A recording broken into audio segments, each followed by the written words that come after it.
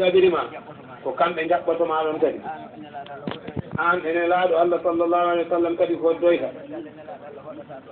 e nder galle nelaaɗo sa sallam hoɗata to aljanna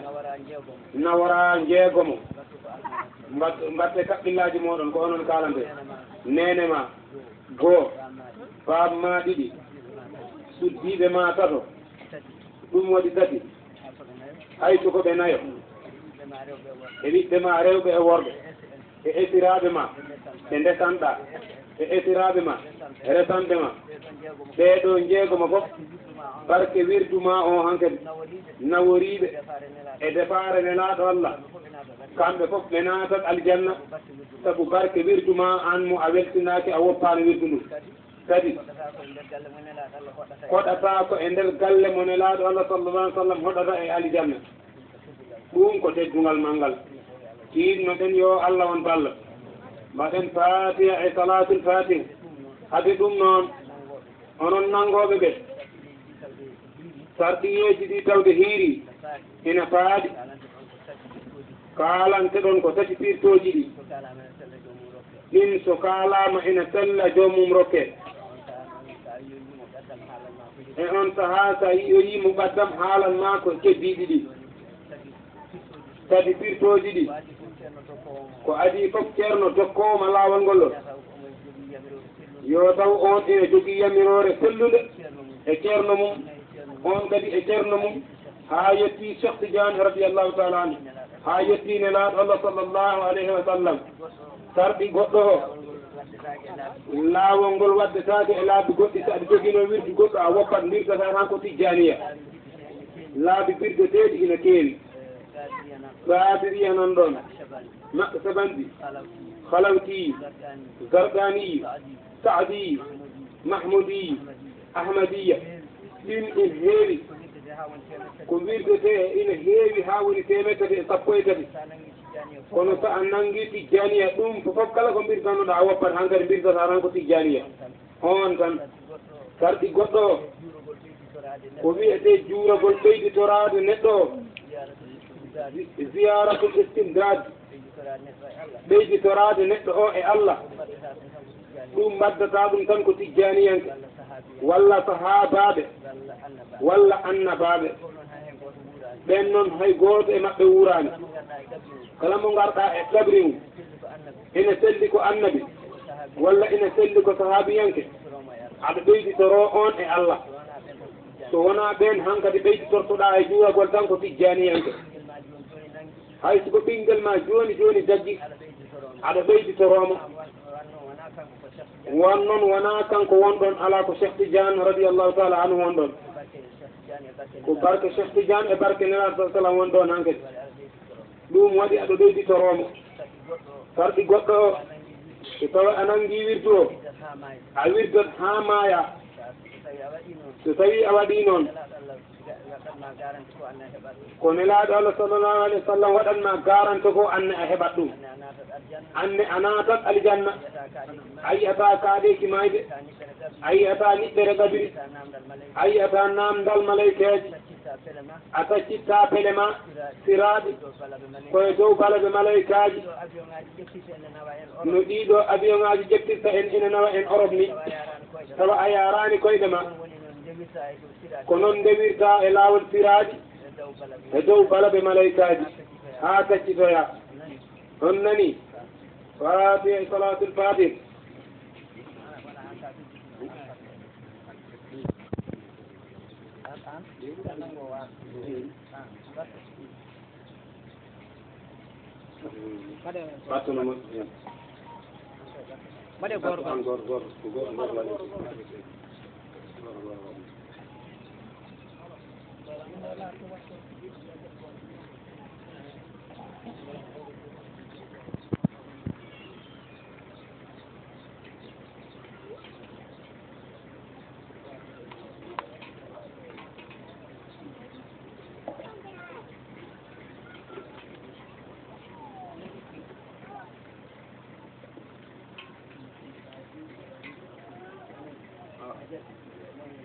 ركام اللازم وظيفة هدر الجمعة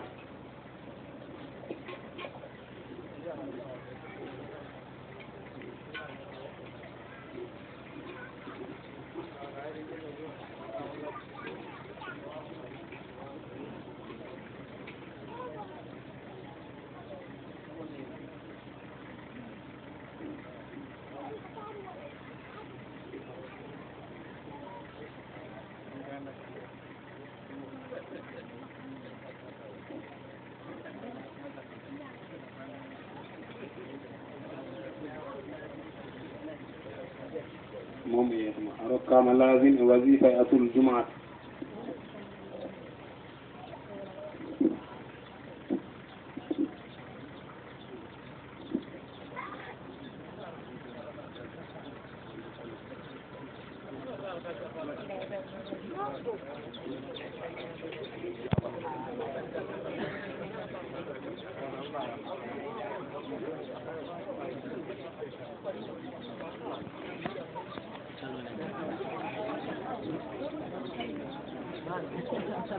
ركام لازم وظيفة عصر الجمعة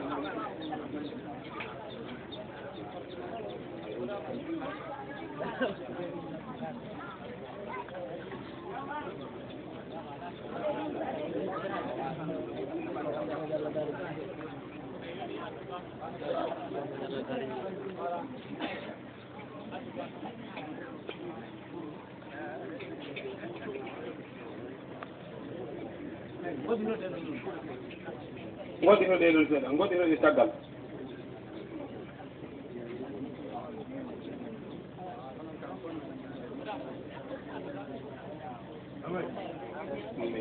rokkama lazim e wasifa e asurul jumaat tura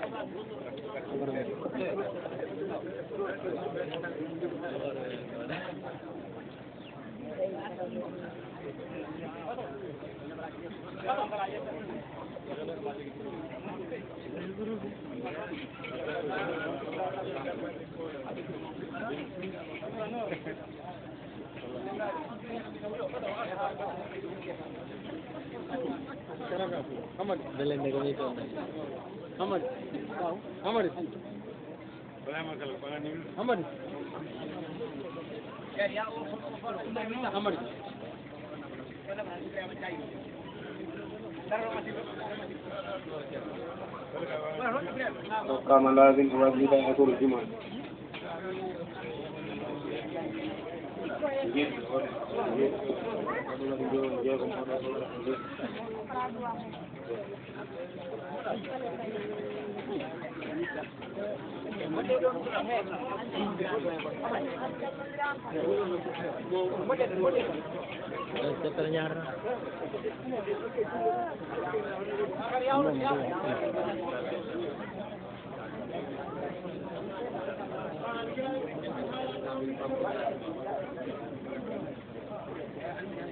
وقام لازم وظيفة يأكل الجمعة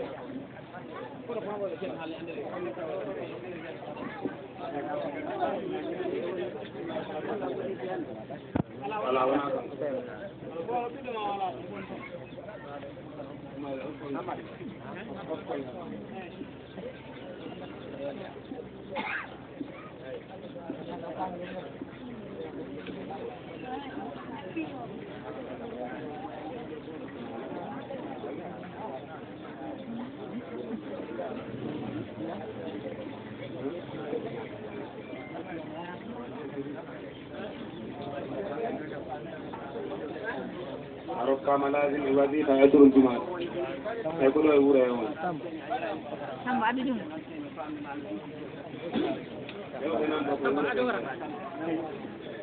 thierno wi onon jagguɓe laawol ngol ɓe yo ngarɗo thierno alphousseyni ɗo mballodiron e makko o janggina on haa mbawon o jahat jama noon wona mi jaggi tan tawa yahata jama njuulon e dental ɗo jama toon mbirton ɗo dental e jama he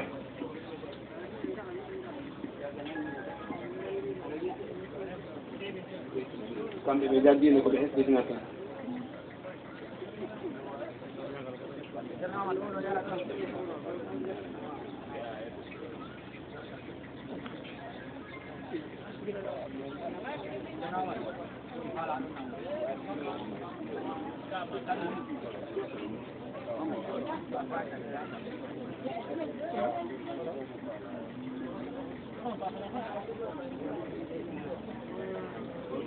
oɗo ko jiɗɗo jaggude tan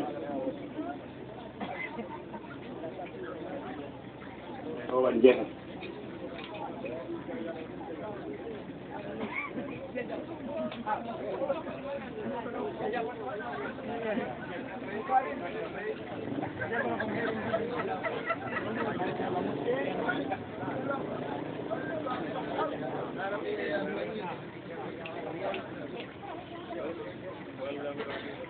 gufte dille de seeɗa gufte dille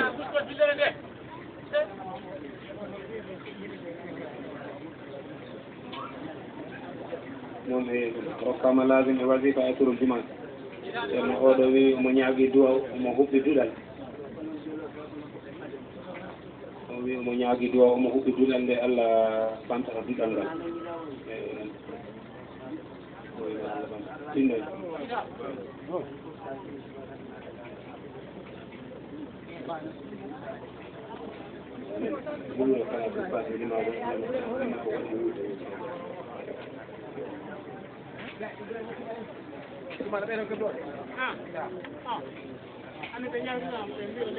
wawi wadde temedde jeyi subaka temedde jeyi tigi joka ɗum